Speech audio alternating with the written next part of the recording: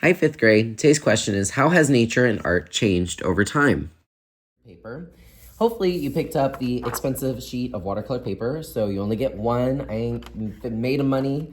So what you need to do is decide whether you want it vertical, horizontal, and write your name at the very bottom. Let's go ahead and do that now so I know that I have it.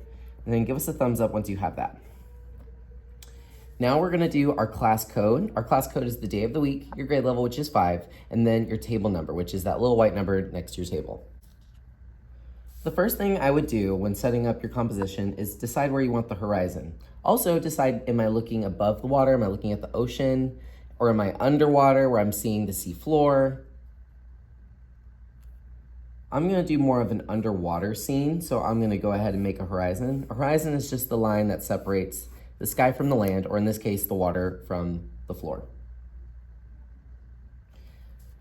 You're welcome to do animals and use the internet to help you as much as you need to. I'm gonna give you a little tip. So if you're on Google, and let's say I wanna draw a dolphin, I can look up a dolphin and find some really cool images, but it might be hard to draw from those.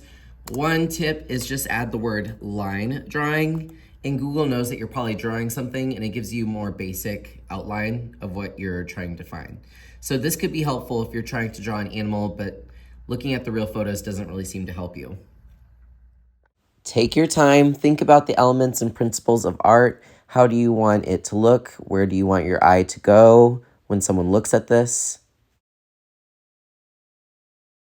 Once you feel like you're ready, you can start with Sharpie. When we use watercolor, we're gonna use some of those techniques that we used last time. So you may wanna make sure that it's exactly the way you want. And then to bump up the contrast, which is a principle of design, you can make some lines darker. And like we said with our last project with the shoe, you can change the line quality and that can give you the illusion of shadow without having to do anything. Line quality just means using different thicknesses of line. Darker thick lines for areas of shadow and thinner lines for areas of light. You may decide you want to indicate some texture early and use like a fine Sharpie. I do little dots in the sand. Now remember, you're gonna have access to the salt and the isopropyl and all that. So if you decide that you do not wanna use texture today, you wanna do texture with watercolor, that's cool too, but this can help you in places where you need a little bit of help showing that texture. Once you're done with this, awesome. There's actually a couple things I want you to do in your portfolio today.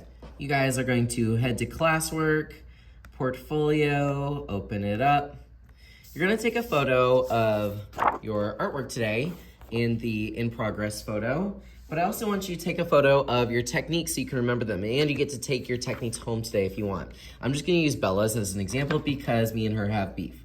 Remember, if you go to slide 3, you can get a speed boost, so I can go to the painting unit, I can press slideshow, click the painting unit, and it takes me there. So that's one way you can get a speed boost.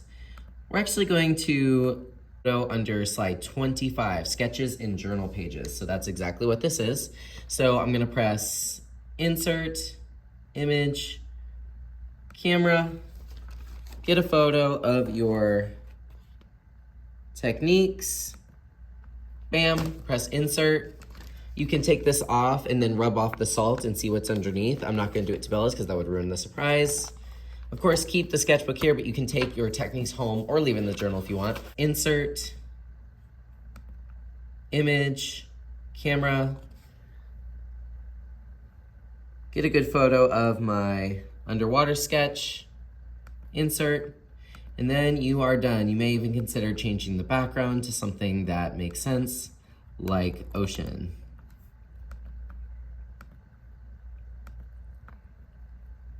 And there you have it. Of course, you can edit these, crop them down, you guys know how. But that's what I'm looking for. I want your journal page, if you were here, and then your sketch of your underwater ready to paint.